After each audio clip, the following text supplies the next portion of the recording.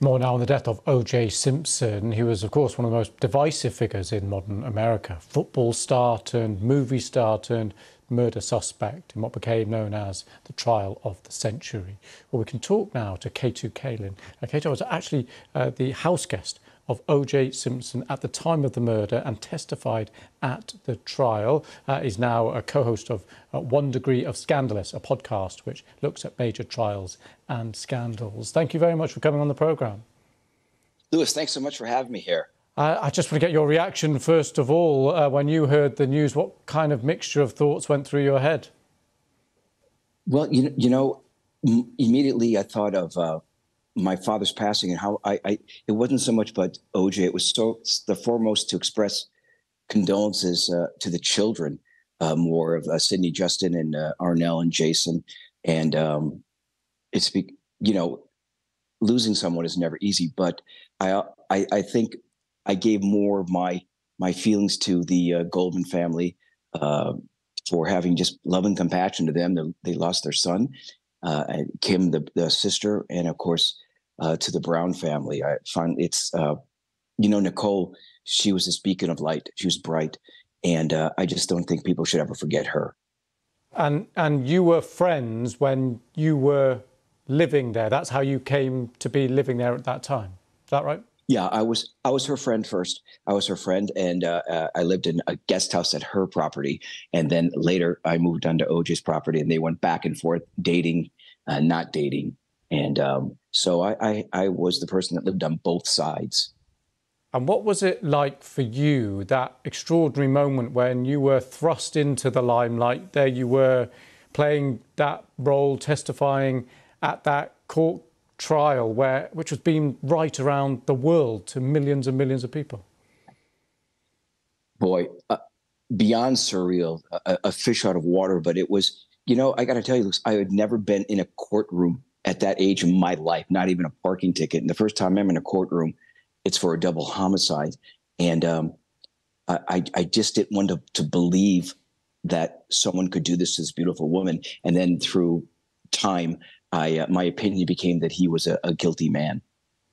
And I was going to just ask you how you have processed things in the years since that. Is that the conclusion that you've come to? And I wonder what the emotions are that go along with that. Yeah, I've come to that conclusion. I don't know. I wasn't there on the deathbed of OJ. I just don't know if he had his own penance, if he admitted to himself, or where he is, as far as in death, if he had that final penance to whoever he believes in above. And so that was my feeling. I can't get in the mind of Ron Goldman and the Brown family, but I feel that I hope there's closure for them. And just on the wider impact of course, the trial on your life, but on American cultural life, it's difficult to exaggerate it, isn't it? Yeah, it is. It's anytime there's a trial that goes on in America, even in England, I get phone calls from every type of media to get an opinion of. I don't like being attached to it, but it's the blueprint of my life. I have to accept it. But everything is based on the OJ trial. Every trial that comes up here, especially in America, it always relates to that trial because it was the trial of the century. And so it'll always be in the forefront of people's minds beyond, even after I pass and everything. It'll always be looked on as the trial of the century, and everything is sort of the blueprint of that trial. So I think OJ trial, the Simpson murder trial, was the template of any trial that will happen from this moment forward, and anything that's actually happened.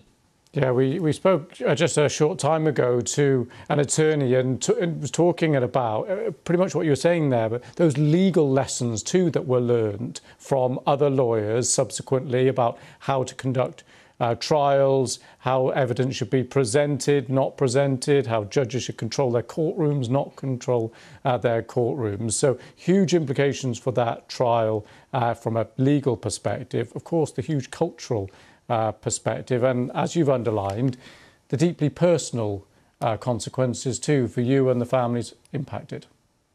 Yeah, exactly. And it's sort of the things that stand out in a person's mind will go on forever. As far as the late Johnny Cochran, you must acquit. If it doesn't fit, you must acquit with the trying on the gloves. I mean, the expressions, and it became, I guess you could say, a very pop culture thing, and everything's looked back on that trial. I mean, look, they did. They won 8 Emmys on a TV show. They won an Oscar for ESPN's documentary on it, and it'll go on forever. And there'll be movies made, and like I said, it really will go on forever. Well, we really appreciate your time talking to us for the extraordinary role that you played in it, and of course the extraordinary impact it's had on you. We really appreciate your time, Kato Kaelin. Thank you. Thank you very much. Thank you for giving me the time, and I appreciate it. Have a great one. Thank you.